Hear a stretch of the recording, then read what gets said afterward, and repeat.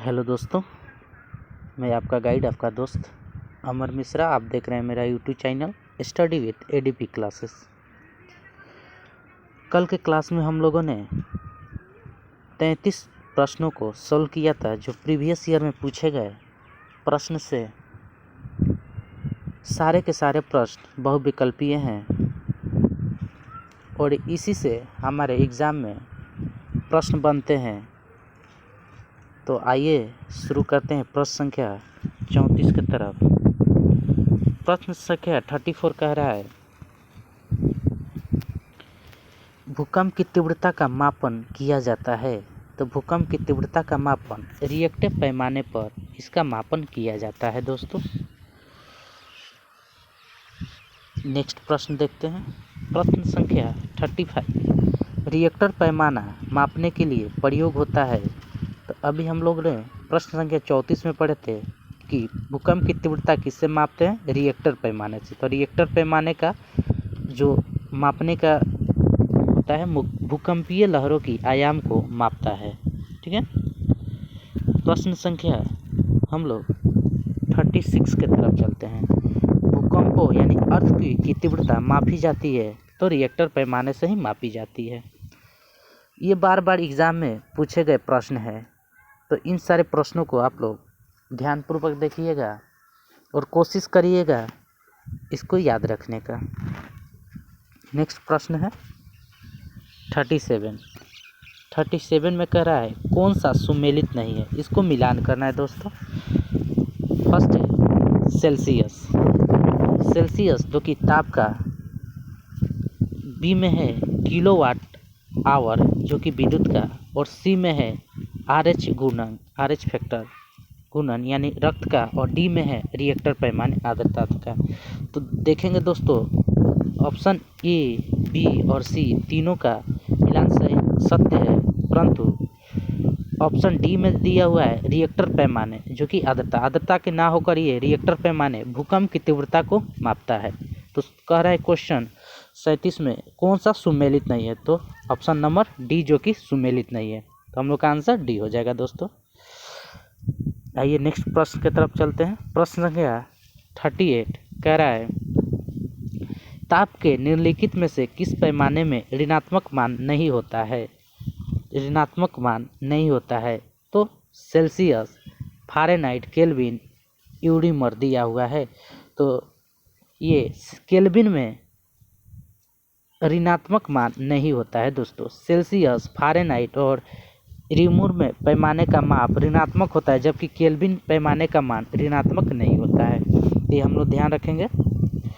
प्रश्न संख्या 39 की तरफ देखते हैं दोस्तों। निम्न में से भूकंप मापी यंत्र कौन सा है। तो भूकंप मापी यंत्र कौन सा होता है दोस्तों, ये होता है सिस्मोग्राफी। ठीक है। सिस्मोग्राफी से हम लोग भूकंप मापी यंत्र या भूकंप की रिएक्टर का हम लोग माप करते हैं, यानी मापन करते हैं इसको भूकंप मापी में।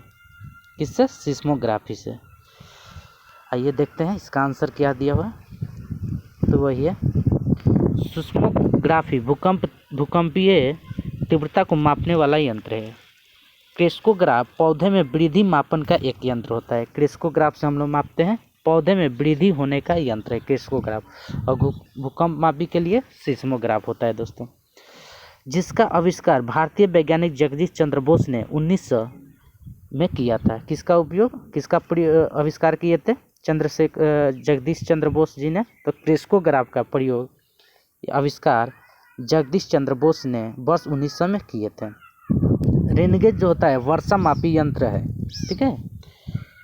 गीगर काउंटर एक प्रकार का कण अनुवेदक है, यानी पार्टिकल डिटेक्टर है, जो आयनिक विकिरण को मापता है।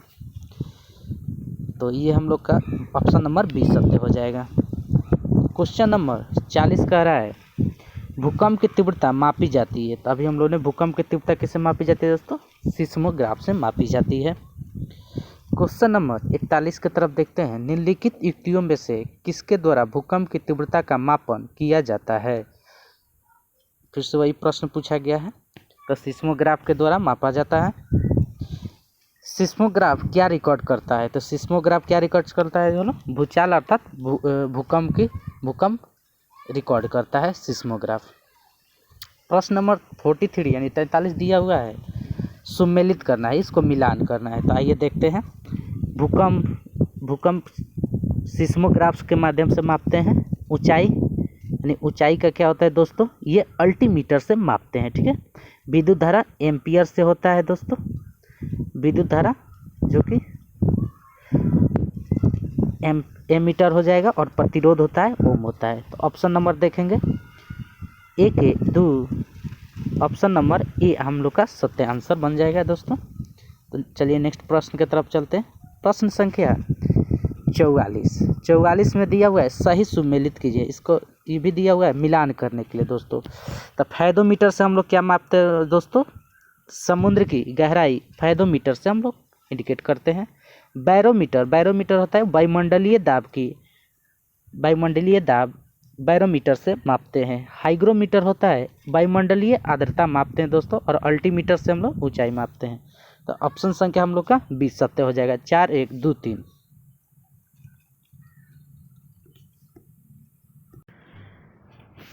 नेक्स्ट आएंगे प्रश्न संख्या 45 कह रहा है फैदोमीटर का प्रयोग किसे मापने में किया जाता है। तो फैदोमीटर का प्रयोग समुद्र की गहराई मापने में इसका प्रयोग किया जाता है, यानी ऑप्शन नंबर सी हो जाएगा। नेक्स्ट प्रश्न है प्रश्न संख्या 46 है।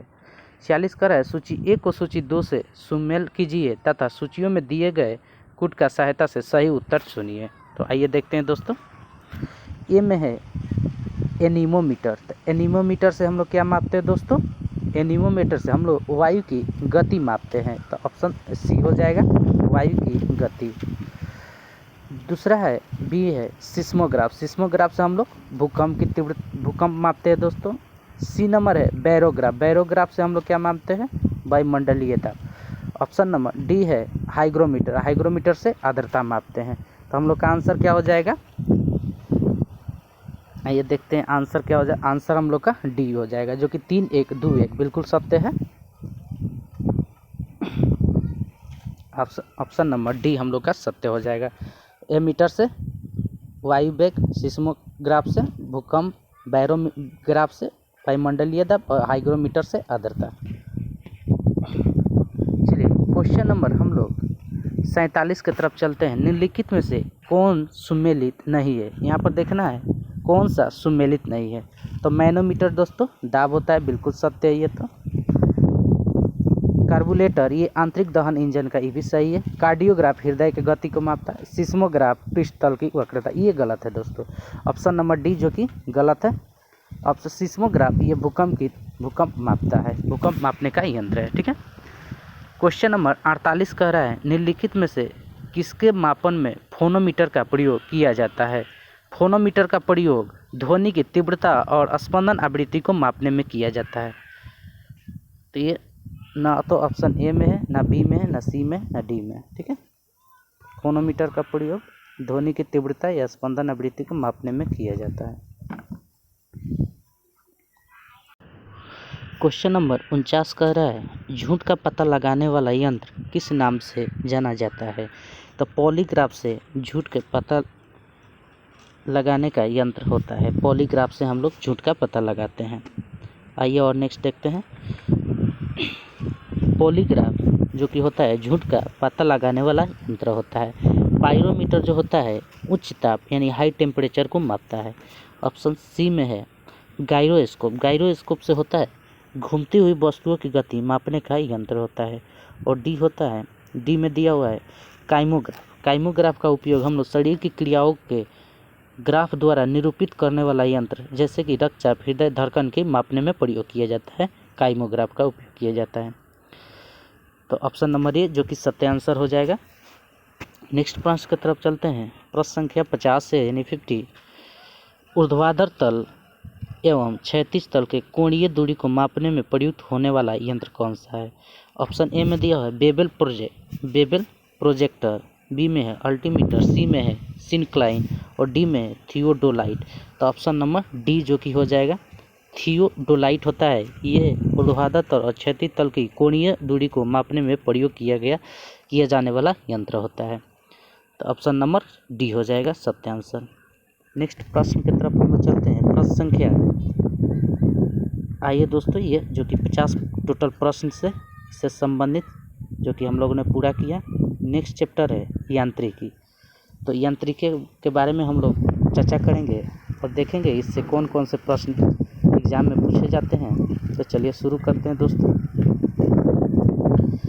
इसमें पढ़ने के लिए आएगा द्रव्यमान, बल, त्वरण, कार्य, ऊर्जा, संवेग, गति। ये सब यांत्रिकी में पढ़ने के लिए पूछे जाएंगे। ठीक है दोस्तों, तो चलिए देखते हैं। यांत्रिकी भौतिक विज्ञान की वो शाखा जिसमें पिंडों पर बल लगाने या उन्हें विस्थापित करने पर उनके व्यवहार में होने वाले परिवर्तन को अध्ययन किया जाता है। ये यांत्रिकी होता है। नेक्स्ट है भार यानी कि वेट। किसी वस्तु पर पृथ्वी द्वारा लगाया गया आकर्षक बल उस वस्तु का भार होता है दोस्तों। नेक्स्ट है द्रव्यमान यानी कि मास। किसी वस्तु या पदार्थ के परिमाण को उस वस्तु या पदार्थ का द्रव्यमान कहते हैं। किसी वस्तु का द्रव्यमान प्रत्येक स्थान पर स्थिर होता है, यानी किसी भी वस्तु का द्रव्यमान जो होता है प्रत्येक स्थान पर क्या होता है, कांस्टेंट होता है, स्थिर होता है, जिसे एम से डिनोट किया जाता है दोस्तों। आइए नेक्स्ट चलते हैं। भार और द्रव्यमान यानी कि वेट और मास में क्या अंतर है, क्या डिफरेंसेस, वो है यहाँ पर हम लोग चर्चा करेंगे। तो भार में दिया हुआ है पृथ्वी का आकर्षक बल होता है, जबकि मास में वस्तु या पदार्थ का परिमाण होता है। दो में है इसका मात्रक न्यूटन होता है, ठीक है। भार का जो कि मात्रक होता है दोस्तों न्यूटन होता है, जबकि द्रव्यमान का मात्रक ग्राम या किलोग्राम में होता है। सी में है भार एक सदिश राशि है दोस्तों, ठीक है, और द्रव्यमान यानी मास एक अदिश राशि होता है। 4 में है वस्तु का भार भिन्न भिन्न स्थानों पर भिन्न भिन्न हो सकता है, परंतु द्रव्यमान जो होता है प्रत्येक स्थान पर इसका मान कांस्टेंट यानी अचर होता है, एक समान होता है दोस्तों, ठीक है। तो ये भार और द्रव्यमान में डिफरेंसेस था जो कि हम लोगों ने यहाँ पर इसको क्लियर किया। आइए नेक्स्ट बिंदु की तरफ हम लोग चलते हैं। दूरी और विस्थापन, ठीक है। दूरी और विस्थापन में क्या अंतर है और किसे हम लोग कहते हैं। बोलचाल के भाषा में दूरी यानी डिस्टेंस तथा विस्थापन डिस्प्लेसमेंट एक ही अर्थ में प्रयोग किए जाते हैं, परंतु भौतिक में इन दोनों शब्दों के अर्थ जो है अलग अलग होता है दोस्तों। चलिए देखते हैं। जब एक वस्तु एक बिंदु से दूसरे बिंदु की ओर चलती है तो चली गई दूरी वस्तु द्वारा तय किए गए अप्रत्यक्ष मार्ग की वास्तविक लंबाई होती है, जबकि विस्थापन प्रारंभिक और अंतिम स्थितियों के बीच सीधी रेखा मार्ग को बतलाता है, ठीक है। इसलिए गतिशील वस्तु द्वारा चली गई दूरी जो भी हो, वस्तु का विस्थापन सदैव वस्तु के प्रारंभिक और अंतिम स्थितियों के बीच के सबसे कम दूरी द्वारा प्रदर्शित किया जाता है, ठीक है। आइए देखते हैं दूसरा बिंदु। चली गई दूरी में केवल परिणाम होता है, जबकि विस्थापन में परिणाम के साथ साथ दिशा भी होता है, इसलिए होता है। स्पष्ट है कि दूरी एक अदिश राशि है जबकि विस्थापन एक सदिश राशि है। यहाँ पर हम लोग देखें विस्थापन में परिणाम के साथ साथ दिशा होता है, तो परिणाम और दिशा होता है वो सदिश राशि होता है, जिसमें केवल परिणाम होता है उसमें वो अदिश राशि होता है, ठीक है दोस्तों। आइए नेक्स्ट देखते हैं। जब विस्थापन एक सदिश राशि है गतिशील वस्तुओं द्वारा चली गई दूरी शून्य हो सकती है, परंतु वस्तु का अंतिम विस्थापन शून्य हो सकता है। किसी गतिशील वस्तु का विस्थापन शून्य तब होगा जब एक निश्चित दूरी चलने के बाद वस्तु अंततः अपने प्रारंभिक बिंदु पर वापस आ जाती है, ठीक है दोस्तों। नेक्स्ट देखते हैं चाल और वेग यानी कि स्पीड एंड वेलोसिटी, इनके बारे में हम लोग चर्चा करते हैं यहाँ पे। चाल और वेग, किसी वस्तु की चाल उसके द्वारा प्रति इकाई समय में चली गई दूरी, अतः चाल बराबर दूरी बटा समय होता है, ठीक है दोस्तों। चाल बराबर क्या होता है दोस्तों, दूरी बटा समय होता है, ये चाल होता है। चाल एक अदिश राशि होता है और चाल का दोस्तों एसआई यूनिट जो होता है मीटर प्रति सेकेंड होता है दोस्तों, ठीक है, मीटर प्रति सेकेंड होता है। किसी वस्तु का वेग उसके प्रति इकाई समय में उत्पन्न विस्थापन होता है, तो विस्थापन होता है। ठीक है, वेग बराबर होता है दोस्तों, यानी वेलोसिटी बराबर होता है विस्थापन बटा समय होता है दोस्तों। ठीक है, याद रखेंगे। चाल बराबर क्या होता है दोस्तों, दूरी बटा समय, और वेग बराबर यानी वेलोसिटी बराबर विस्थापन बटा समय होता है। चाल एवं वेग में अंतर यह है कि चाल में केवल परिणाम होता है दोस्तों, उसमें कोई विशेष दिशा नहीं होती है, जबकि वेग में परिणाम के साथ साथ दिशा भी होती है। अतः वेग एक सदिश राशि है, जबकि चाल एक अदिश राशि है दोस्तों। ठीक है, नेक्स्ट देखेंगे टॉपिक त्वरण यानी एक्सीलरेशन। त्वरण किसी वस्तु के त्वरण को समय के साथ वेग में परिवर्तन के दर के रूप में परिभाषित किया जाता है। यानी त्वरण बराबर होता है, एक्सीलरेशन बराबर होता है वेग में परिवर्तन यानी v बटा टी, यानी वेग में परिवर्तन बटा समय होता है। ठीक है, त्वरण बराबर होता है दोस्तों, ये हम लोग का एक्सीलरेशन हो जाएगा दोस्तों।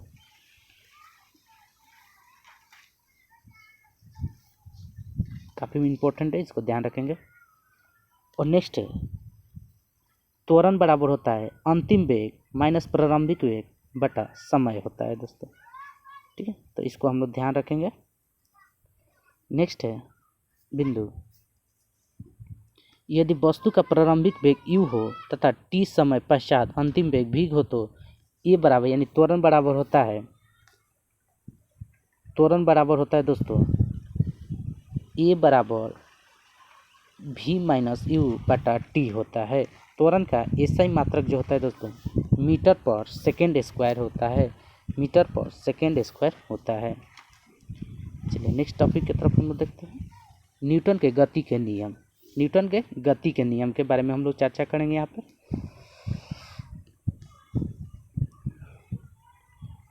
पिंडों अथवा वस्तु की गति का वर्णन करने के लिए न्यूटन ने 3 नियम परिभाषित किए थे दोस्तों। इन नियमों को न्यूटन के गति के नियम कहा जाता है। न्यूटन के गति के नियम बल को परिशुद्ध भाषा देते हैं और वस्तु पर लगाए गए बल तथा उनके द्वारा प्राप्त की गई गति की अवस्था को बीच संबंध दर्शाता है। तो न्यूटन के प्रथम नियम गति के नियम को दर्शाता है दोस्तों। आइए देखते हैं प्रथम नियम क्या है। प्रथम नियम के अनुसार कोई विरामावस्था वस्तु तो विराम अवस्था ही बनी रहेगी। अर्थात कहने का अर्थ ये है कि विराम में है तो विराम में ही रहेगी, गति में है तो गति में ही रहेगी, जब तक कि उस पर कोई बाह्य बल ना लगाया जाए। जब तक उस पर कोई बाहरी फोर्स नहीं लगाया जाए तो उसकी गति में कोई चेंजेस नहीं होगा। ये हम लोग का प्रथम नियम कहता है। इसका बिंदु है उल्लेखनीय है कि किसी वस्तु के विराम अवस्था रहने की अथवा यदि गतिमान है तो एक सीधी रेखा के निरंतर गतिमान रहने की प्रवृत्ति यानी जड़त्व कहलाती है। दूसरा बिंदु है वास्तव में द्रव्यमान किसी वस्तु के जड़त्व की माप है। वस्तु में यदि अधिक द्रव्यमान होता है तो उसमें जड़त्व भी अधिक होता है, अर्थात हल्की वस्तुओं की अपेक्षा भारी वस्तुओं में अधिक जड़त्व होता है। ठीक है, आइए नेक्स्ट देखते हैं न्यूटन के द्वितीय नियम। तो न्यूटन के द्वितीय नियम क्या कहते हैं दोस्तों, न्यूटन के गति के प्रथम नियम से यह स्पष्ट है कि किसी वस्तु का बाह्य बल लगने से उसकी गति में परिवर्तन होता है। बिल्कुल सत्य है। गति में परिवर्तन होने का अर्थ वस्तु में त्वरण के उपस्थिति होने से है। अतः किसी वस्तु पर बल लगने से उसमें त्वरण उत्पन्न होता है। प्रयोगों द्वारा यह देखा गया है कि किसी वस्तु पर आरोपित बल F उस वस्तु के द्रव्यमान m तथा वस्तु में बल की दिशा में उत्पन्न त्वरण A के गुणनफल के बराबर होता है। यानी कि कह सकते हैं सीधे सीधे बल बराबर यानी फोर्स F बराबर होता है दोस्तों m इंटू ए, यानी कि मास गुने एक्सीलरेशन, यानी बल बराबर होता है द्रव्यमान गुने त्वरण, यानी F बराबर A होता है दोस्तों। इसी समीकरण को न्यूटन के गति का द्वितीय नियम कहते हैं। बल का एसआई मात्रक जो होता है दोस्तों वह क्या होता है, न्यूटन होता है। 1 न्यूटन वह बल है जो 1 किलोग्राम द्रव्यमान के वस्तु पर लगाए जाने पर उसमें 1 मीटर प्रति सेकेंड स्क्वायर का त्वरण उत्पन्न करता है। ठीक है, आइए देखते हैं न्यूटन के तृतीय नियम, ठीक है, न्यूटन के गति के तृतीय नियम या न्यूटन के तृतीय नियम। गति के तृतीय नियम के अनुसार जब कभी एक वस्तु किसी दूसरी वस्तु पर बल लगाती है तो दूसरी वस्तु भी पहली वस्तु पर बल लगाती है, उसके विपरीत बल लगाएगी। अर्थात कहने का तात्पर्य यह है कि प्रत्येक क्रिया के प्रति एक विपरीत क्रिया होती है दोस्तों, ठीक है। अगर हम किसी वस्तु पर बल लगाएंगे तो वो उतना ही बल हमारे तरफ भी लगाएगी, ठीक है। तो पहली वस्तु द्वारा दूसरी वस्तु पर लगाए गए बल को क्रिया कहते हैं और दूसरी वस्तु द्वारा पहली वस्तु पर लगाए गए बल को प्रतिक्रिया कहते हैं। सिंपल सी बात है। क्रिया एवं प्रतिक्रिया परिमाण में बराबर तथा एक दिशा में एक दूसरे के विपरीत होते हैं, ठीक है। अतः न्यूटन के तृतीय नियम को क्रिया प्रतिक्रिया का नियम भी कहते हैं। बिल्कुल सत्य है दोस्तों, ये न्यूटन का तृतीय नियम कहता है कि न्यूटन के तृतीय नियम को क्रिया प्रतिक्रिया का भी नियम कहते हैं, ठीक है दोस्तों।